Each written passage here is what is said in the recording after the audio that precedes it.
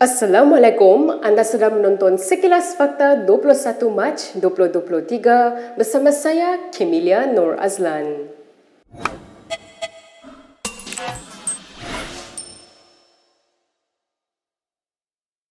Usaha pejuang untuk mendapatkan perlindungan politik yang lebih terjamin dengan menyertai PN gagal.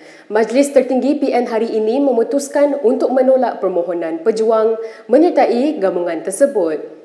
Setiausaha Agong PN Hamzah Zainuddin dalam satu kenyataan berkata, keputusan itu dibuat semasa mesyuarat semalam. Kenyataan yang dikeluarkan itu bagaimanapun tidak memberikan sebarang alasan mengapa PN menolak permohonan pejuang. Kenyataan Hamzah juga tidak menyebut tentang GTA yang juga dilaporkan berhasrat untuk menyertai PN. Mesyuarat berkenaan dipengerusikan oleh Presiden Bersatu, Muhyiddin Yassin selaku pengerusi PN dan dihadiri oleh Presiden PAS Abdul Hadi Awang dan Presiden Gerakan Dominic Lau. Sementara itu, dalam reaksi segera, pejuang pimpinan Mukris Mahathir menyatakan kekecewaan terhadap penolakan PN daripada menerima parti itu sebagai anggota baru. Setiausaha Agung Pejuang Amiruddin Hamzah berkata adalah amat mendukacitakan apabila iltizam dan matlamat untuk tidak memecahkan undi orang-orang Melayu tidak disambut oleh PN. Polis hari ini menolak teori konspirasi oleh Badrul Hisham Syaharin yang mendakwa terdapat cubaan untuk melindungi Hannah Yoh dalam siasatan program Jom Ziarah Gereja. Ketua Polis Daerah Sentul, Beh Eng Lai memberitahu Malaysia kini pihaknya menjalankan siasatan secara adil dan saksama tanpa mengira bangsa. Kenyataan itu merujuk kepada dakwaan Badrul atau lebih dikenali sebagai Cikgu Bard yang menimbulkan tentang kaum pegawai polis yang mengambil keterangannya dan Yoh. Menurut Beh Eng, ia adalah satu kebetulan dan penyiasatan polis adalah adil dan saksama tanpa mengira bangsa seseorang pegawai, penyiasat dan pengadu. Tambah Beh Eng lagi, kesemua penyiasat kanan termasuk Ketua Bahagian Siasatan Jenayah Daerah dan Ketua Polis Daerah, majoriti kaum Melayu ada untuk memantau proses siasatan. Semalam, Badrul memberitahu pemberita di luar Ibu Pejabat Polis Sentul bahawa wujudnya konspirasi untuk melindungi menteri tersebut. Badrul berkata ini berdasarkan kaum pegawai polis yang mengambil keterangannya dan menteri terbabit. Katanya, laporan polis Yoh terhadapnya diserahkan kepada seorang inspektor Cina, manakala laporannya terhadap Yoh diberi kepada inspektor India. Badrul sebelum ini menuduh Yoh menjalankan program kristianisasi menerusi acara Jom Ziarah Gereja. Acara itu adalah sebahagian daripada program kunjungan golongan muda ke rumah ibadat pelbagai agama untuk memupuk pemahaman mereka berkenaan agama lain. Yoh menafikan dakwaan unsur kristianisasi dan membuat laporan polis terhadap Badrul. Dalam pada itu, Hannah tampil memberi keterangan di IPD Sentul kira-kira pukul 5.30 petang semalam. Ia bagi membantu siasatan berkaitan penganjuran program Jom Ziarah Gereja oleh agensi yang bernaung di bawah KBS. Dalam satu kenyataan di Facebook, Hannah yang hadir bersama peguamnya Sangit Kaudio dan Harshan Zamani melahirkan keyakinan tidak membuat kesalahan dan berani kerana benar. Sementara itu, Ketua Polis Daerah Sentul ACP Beh Eng Lai dipetik bernama mengesahkan Hannah telah hadir memberi keterangan bagi membantu siasatan. Semalam, Ketua Polis Kuala Lumpur Azmi Abu Kasim dilaporkan berkata satu kertas siasatan dibuka membabitkan penganjuran program itu walaupun ia telah dibatalkan. Menteri yang menjaga hal ehwal agama Dr. Muhammad Naim Mokhtar pada 18 Mac lalu berkata keputusan untuk membenarkan pelaksanaan program Jom Ziarah Gereja tertakluk kepada bidang kuasa kerajaan negeri. Sebelum ini, projek Artikel 11, salah satu inisiatif oleh Impak Malaysia mencetuskan kontroversi apabila dituduh segelintir pihak sebagai program kristianisasi. Bagaimanapun, Impak Malaysia menjelaskan projek itu bertujuan meningkatkan persefahaman golongan muda dalam aspek kepelbagaian kaum dan agama di negara ini. Perdana Menteri Anwar Ibrahim mengesahkan Lim Kuan Eng tidak membatalkan sebarang pengecualian cukai yang diberikan kepada Yayasan Al-Bukhari sewaktu menjadi Menteri Kewangan.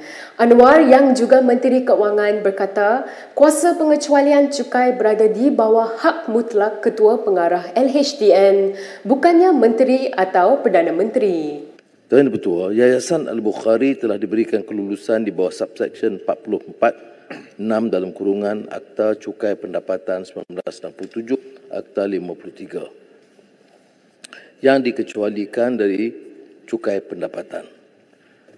Kerajaan mengesahkan dari rekod Kementerian Kewangan bahawa YB Bagan semasa menjawat Menteri Kewangan tidak pernah membuat sebarang pembatalan kepada kelulusan percukaian sebelumnya didakwa diberikan kepada Yayasan Al-Bukhari. Maka dakwaan yang dibuat bahawa beliau membatalkan pengecualian adalah tidak benar. Itu kena hakikatnya kelulusan hanya dibuat pada 25 Februari 2021, iaitu kelulusan pengecualian cukai yang di luar kebiasaannya yang melibatkan kedua-dua Yayasan Al-Bukhari dan kumpulan Al-Bukhari. Susulan kenyataan Anwar, Kuan Eng menuntut Muhyiddin Yassin membuat permohonan maaf secara terbuka susulan kenyataannya sebelum ini yang menuduhnya membatal pengecualian cukai terhadap Yayasan Al-Bukhari. Tuntutan Kuan Eng itu turut mengesa Muhyiddin yang juga Presiden Bersatu menarik balik kenyataannya secara serta-merta selain memberi masa sehingga hari ini untuk bekas Perdana Menteri itu berbuat demikian. Kuan Eng yang juga Ahli Parlimen Bagan berkata tindakan undang-undang akan diambil ke atas Muhyiddin sekiranya Ahli Parlimen Pagoh itu enggan memenuhi permintaan itu. Belum. Dia masih berdegil. Tak mahu akui bahawa beliau telah buat fitnah atas saya. Yes. No lah, so that he should know lah, because he's a MP. He knows what is happening in Parliament. Dia patut tahu sebagai seorang ahli Parlimen. So kalau sehingga hari ini, saya rasa besok saya akan ambil tindakan tambahan. Okay? He must apologize, withdraw apologize. No, dia mesti buat secara terbuka. Because yang dia buat kenyataan bukanlah di Dewan. Kalau di Dewan, saya akan rujuk dia kepada Jawatan Kuasa Hak dan Kebebasan di bawah 36/12 Peraturan Bersyarat. Tapi yang kenyataan dibuat adalah di luar pagar Ibu Pejabat SPRM selepas dia ditangkap dan ditahan oleh SPRM. Tiba-tiba saya dihirit, sungguh pun saya tak terlibat langsung. Saya tak pernah keluarkan satu kenyataan pun atau satu perkataan pun berkaitan dengan jana wibawa ataupun Yayasan Al-Bukhari. Tapi tiba-tiba nak hirit saya. Ini saya rasa disengajakan untuk menimbulkan sentimen. Khususnya sebagai seorang Menteri Kewangan yang bukan Islam. Batalkan pengecualian cukai kepada sebuah institusi amal Islam. Ini tentu memenuhi hasrat Perikatan Nasional untuk memainkan sentimen-sentimen yang tidak sihat ini. Dan memang ini satu fitnah yang jahat sekali. Kita ke berita seterusnya. Bekas ahli MKT UMNO Nazri Abdul Aziz mengesa tindakan di bawah Akta Hasutan diambil terhadap Dr. Mahathir Mohamad kerana kritikan terhadap kerajaan. Nazri menjelaskan apa yang dilakukan Mahathir sekarang jelas bertujuan untuk menghasut rakyat supaya membenci kerajaan sedia ada. Memetik laporan Astro Awani, Nazri berkata kerajaan tidak perlu takut untuk mengambil tindakan terhadap Mahathir walaupun statusnya sebagai bekas Perdana Menteri. Ini kerana, menurut Nazri, semasa zaman Mahathir memerintah, sesiapa yang mengadakan perhimpunan mengkritik kerajaan dianggap menentang pentadbiran dan dihukum di bawah Akta ISA. Nazri berkata demikian susulan kenyataan Mahathir bahawa wujud campur tangan kerajaan di sebalik pembatalan tempahan lokasi untuk penganjuran proklamasi orang Melayu yang dirancangnya Ahad lalu. Bekas ahli Parlimen Langkawi itu bagaimanapun tidak memberikan bukti untuk menyokong dakwaan tersebut. Mengulas lanjut, Nazri berkata menyekat berlangsungnya perhimpunan bukanlah perkara baru bagi Mahathir kerana bekas Presiden UMNO itu sendiri berulang kali melakukan perkara itu sepanjang 22 tahun menjadi Perdana Menteri.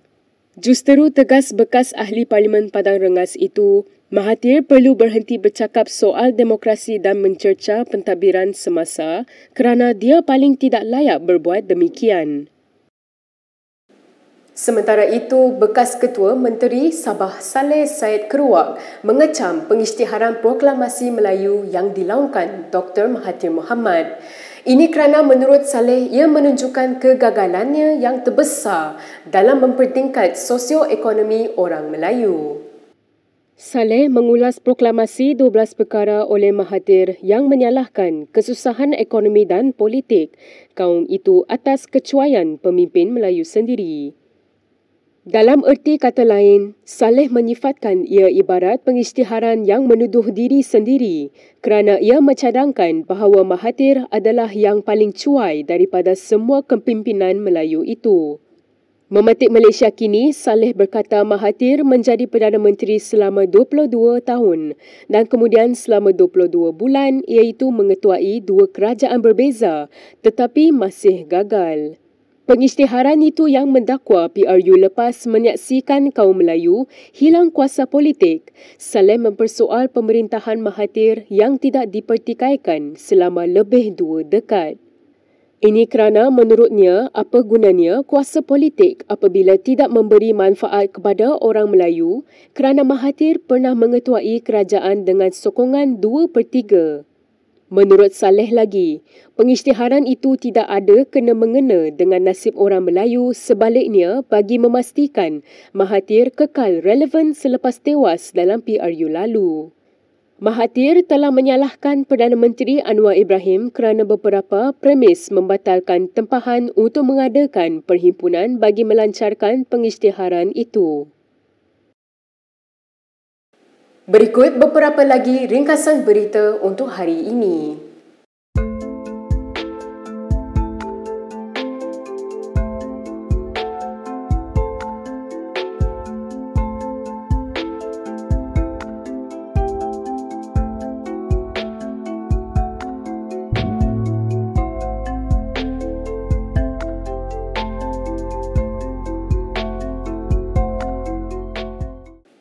Sekian sahaja daripada saya, Kemilia Nur Azlan, untuk Sekilas Fakta.